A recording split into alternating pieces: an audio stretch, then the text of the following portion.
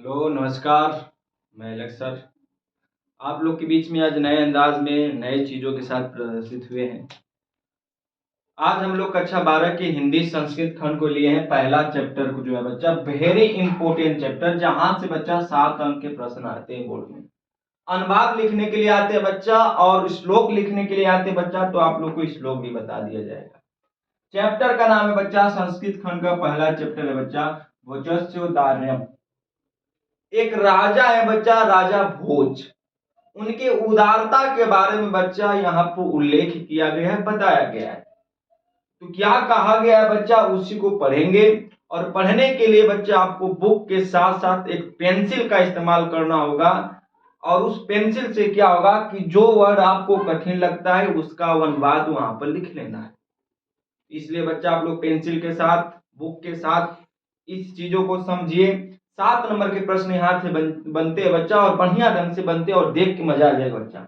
यहाँ पर दिया क्या गया बच्चा, मैं बात बताऊंगा बच्चा। दिया गया है तदा कदाचित द्वारपाल आगत्य महाराजम भोजम प्राह देव कौपिना कौपिना वेशो विद्वान द्वारी वर्तते इति राजा प्रवेश इति प्राह ततः पृष्ठ स कवि भोज मालोक्यम अद्य में दारिद्र नाशो भविष्यतीति मत्वा तुष्टो हर्षारी मुमोच राजा तमालोक्य प्राण कवि की किम रोदिसी इति तथा कविरा राजन आकार्यम मदृश्यति मद्रिय गृहस्थिति। ये बच्चा इसका मैं अनुवाद बताऊंगा।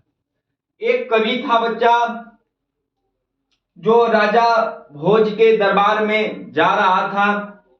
तभी राजा भोज के दरबार में जाने से पहले कुछ द्वारपाल उसको रोक लेते हैं और वह द्वारपाल राजा भोज के पास संदेश लेकर जाता है।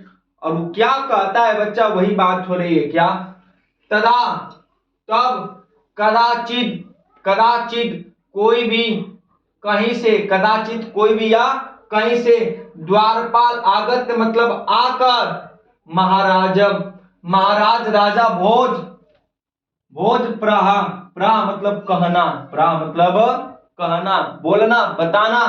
क्या कहा जा रहा है बच्चा कि जब कोई द्वारपाल आकर महाराज भोज से कहा, देव हे राजन, हे देवता, हे देवतुल्य राजा, कौपिना वेशासो विद्वान द्वारी वर्तते इति। बच्चा यहां पर देखो कौपिना वेशासो एक संधि है बच्चा, जिसको मैं यहां पर बोल रहा हूं कौपिना व शेषो। बच्चा इसको मैं बोलूं कौपिना, पीना, कौपिन धन अवशेषो। और कौपिन का अर्थ होता है बच्चा लंगोट। क्या बचवा, लंगोट। अवशेष मतलब बचवा शेष। जो शब्द कठिन लगे उसको नोट कर लीजिएगा। देखिए क्या कहा जा रहा है, देव हे राजन कौपिना वशेष विद्वान द्वारी वर्तते इति। इति कहा कि हे राजन कोई विद्वान है, कोई विद्वान है जो हमारे द्वार पर वर्तते मतलब आया है, जो अपने शरीर पर, तन पर केवल लंगोट है, इसके सिवा और कोई शेष नहीं है। एक ऐसा विद्वान आया है, हे राजन, एक ऐसा विद्वान आया है जो केवल लंगोट पहना हुआ, शेष केवल मात्र लंगोट पहना हुआ है और कोई वस्त्र को धारण नहीं किया है, लेकिन वह विद्वान है। इति मतलब ऐसा वह कहा है। तब राजा बोलते हैं, राजा प्रवेशाय इति प्राह। राजा कहे प्रवेशाय मतलब प्रवेश कराओ, इति प्रवाह ऐसा बोला। राजा बोला ने कि उन्हें क्या कराओ, प्रवेश कराओ। तथा प्रविष्ट स कवि भोजमालोक्य अद्य में। तथा मतलब तब, प्रविष्ट मतलब प्रवेश करते ही, स मतलब वह कवि भोजमाल्योक्यम, भोजमाल्योक्यम इसमें भी 2 शब्द है बच्चा, भोज अवलोक्यम, अवलोक्यम से मतलब यहां पर है भोज का मतलब राजा, औलोक्य मतलब देखकर, औलोक्य मतलब देखकर। वह कभी राजा भोज को देखकर, राजा भोज को देखकर, अद्य मतलब आज, अद्य मतलब आज, आज दरिद्र असानो भविष्यति मत्वा, मत्वा मतलब सोचा, वह आज सोचा, वह आज सोचा कि दरिद्र नासो, आज हमारा दरिद्र गरीब नष्ट हो जाएगा। बहुत गरीब था, उस द्वारपाल के सामने गया, द्वारपाल राजा से कहा, और उसने जब देखा राजा भोग को, तो उसने अपने मन में सोचा कि आज हमारे भविष्य की बातें, भविष्य की मतलब भविष्य में सोचने लगा कि आज हमारी गरीबी नष्ट हो जाएगी। तुष्टो, तुष्टो मतलब संतुष्ट होना। राजा भोज को देखकर वह क्या हो गया? संतुष्ट हो गया। वह राजा भोज को आज देखकर संतुष्ट हो गया और अपने मन में भविष्य की बातें सोचा कि आज से हमारी गरीबी क्या हो जाएगी? समाप्त हो जाएगी, नष्ट हो जाएगी। हर्षारी मुमुच, हर्षारी मुमुच, हर्ष के कारण, मुमुच मतलब रोने लगता है। हर्ष के कारण वह गरीब व्यक्ति जो विद्वान था, जो लंगोट पहना था, खुशी के मारे राजा भोज को देखकर रोने लगता है। तो राजा तमालोक्य प्रहा, राजा तमालोक्य उसे देखकर प्रहा मतलब बोला, राजा ने उस विद्वान गरीब को देखकर बोला, कवे हे कवि, कवे मतलब हे कवि, किम रोदिसी क्यों रोते हो? किम मतलब क्यों, रोदिसी मतलब रोते हो, इति मतलब ऐसा राजा ने कहा। ततः कवि राह राजन, तथा तब कवि राह राजन, राजन से, राजन से आकर्ण्य मतलब कहा, मृदस्थिति अपने घर के स्थिति के बारे में।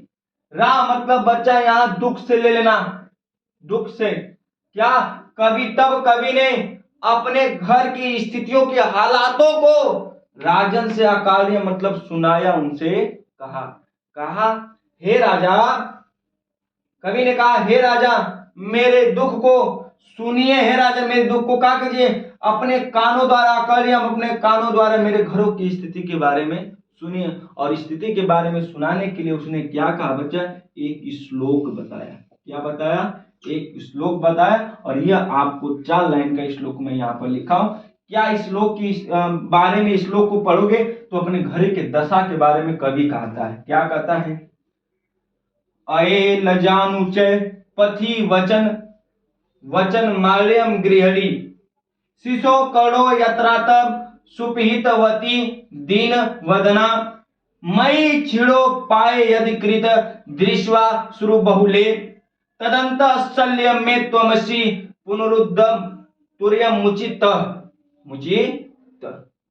बच्चा ध्यान दो, ध्यान दो बच्चा, क्या कहा जा रहा है? वह अपने घर की स्थिति के बारे में कर रहा है, राजन से क्या कर रहा है? अये लाजानुश्चय, राजा से कहता है कि हे राजन, कोई पथिक, इसको पढ़े, कोई पथिक आता है, लजानुचय लजा को लेकर, लजा को लेकर आता है, नुचय मतलब अनुचय है बच्चा, लजानुचय मतलब अनुचय। यहां शब्द बच्चा 2 शब्द है, लजा नुचय, यानी इसमें है एक है लजा और एक है बच्चा अनुचय। लजा का मतलब लाई, चावल का जो दाना होता है, लाई या खील बोलते हैं बच्चा, खील। लाई जो दाना होता है, पहले के लोग लाई बेचा करते थे गांव गांव में घूम घूम कर, तो वही कर आए मतलब कोई पथिक आता है लाई लेकर, लाई लेकर, ऊंची, अनुचय मतलब ऊंची स्वरे में, ऊंचे स्वरे में, जोर जोर से, जोर जोर से वचन, जोर जोर से अपने वचनों को चिल्लाता है, कहता है लाई ले लो, लाई ले लो। तो वही राजन से वह अपने घर के दुख के बारे में श्लोक के माध्यम से कहता है, हे राजन, कोई पथिक हमारे घर के करीब आता है और चिल्लाता है लाई ले लो, लाई ले लो, ऊंचे स्वरों में चिल्लाता है। गृहिणी, मेरी पत्नी गृहिणी मतलब मेरी पत्नी उस लाई के वचनों के वचनम माल्यम माल्यम, यानी वचन अकार्यम मतलब बच्चा अकार्यम होगा, मार्यम मतलब अकार्यम यानी सुनना, उसके वचनों को सुनकर मेरी पत्नी। अच्छा सुनो क्या कहा जा रहा है, कोई पथिक आता है जो लाई लेकर ऊंचे स्वरों में चिल्लाता है, जिसके वचन को सुनकर मेरी पत्नी दुखी हो जाती है, मेरी पत्नी दुखी हो जाती है। और शिशो, शिशो मतलब मेरे दोनों शिशु यानी पुत्र के, दोनों पुत्र के कर्णों मतलब कानों को, यतता मतलब बंद कर देती है, सुपीहितवती यानी उस जो पति के उस बातों को सुना न सके, दिन वदना में यानी मेरी पत्नी दिन वदना बड़ी दुखी रहती है, वो बड़ी उदास रहती है गरीबी के कारण, मैं कुछ कर नहीं सकता हूं राजन। वही कह रहे हैं कि मेरे दो पुत्र हैं, उन दोनों पुत्रों की मेरी पत्नी कानों को बंद कर देती है कि उनके उस पथिक के ध्वनि को वचन को मेरे दोनों पुत्र सुन ले, सुनेंगे तो मम्मी से जिद करेंगे मांगने के लिए, जो कि हम लोग के पास एक रुपया नहीं है कि हम बच्चों को खरीद के दे सके। कान इस तरह मम्मी बंद कर देती कि उस पथिक के बात को सुन न सके। आगे मई क्षीणोपाये यद कृतम दृश्वा दृश्वासु बहुले, करें मई क्षीणोपाय, मई मतलब मैं, क्षीणोपाय क्षीण हो जाता हूं, एकदम नष्ट हो जाता हूं, यदा कृतम मैं कुछ नहीं कर पाता हूं, दृश्या मतलब दृश्वासु बहुले उस दृश्य को देखकर मैं कुछ नहीं कर पाता हूं, किस दृश्य को, दृश्या बहु दृश्वासु बहुले मतलब जो माता जी है उसके दोनों पुत्रों को कानों को बंद करती हैं, तो उसके दृश्य को देखकर मैं कुछ नहीं कर पाता हूं, छिड़ हो जाता हूं, नष्ट हो जाता हूं, रोने लगता हूं, हमारे आंखों से आंसू आने लगते हैं। तदम तम ऐसा लगता है, ऐसा शल्य मतलब भाला, शल्य मतलब भाला, में शल्यम भाला, ऐसा लगता है कोई मेरे सीने में भाला कोप रहा है, ऐसा लगता है कोई मेरे सीने में भाला कोप रहा है। त्वमसि आप ही, त्वमसि मतलब आप ही, पुनरुद्धतुमुचित, आप ही हमारे जीवन का कल्याण कर सकते हैं, फिर से हमारे जीवन को उद्धार कर सकते हैं। ये श्लोक के माध्यम से कहा है। इस श्लोक को बच्चा यह अर्थ में बताया, श्लोक कैसे पढ़ोगे बच्चा, ऐलजानुश्चय पति वचन माल्यम गृहिणी शिशो कर्णो यत्र तथा सुपहितवती दिनवदनाम मयि क्षीणोपाय यदि कृतम दृश्वासु बहुले तदम तम शल्यम त्वमसि पुनरुद्धमुचितम करवे, यानी आप ही हमारे जीवन का कल्याण कर सकते हैं। बच्चा ये टॉपिक अपने आप में इंपॉर्टेंट है, इस बात को ध्यान देना मेरे लाल मेरे सुग्गा। आपको बच्चा 7 अंक के अनुवाद में बच्चा भोजधारियम का एक पार्ट में पोर्शन खत्म किया। ठीक है प्यारे बच्चों, तो ध्यान देना, कोई दिक्कत होती है तो कमेंट बॉक्स में बताओ क्या समस्या है, अगर कोई दिक्कत है बच्चा अनुवाद कोई दिक्कत है कलम पेंसिल लेकर देखा करो, मजा आ जाएगा बच्चा। तो आज के लिए बस इतना ही, कल फिर से मिलते हैं।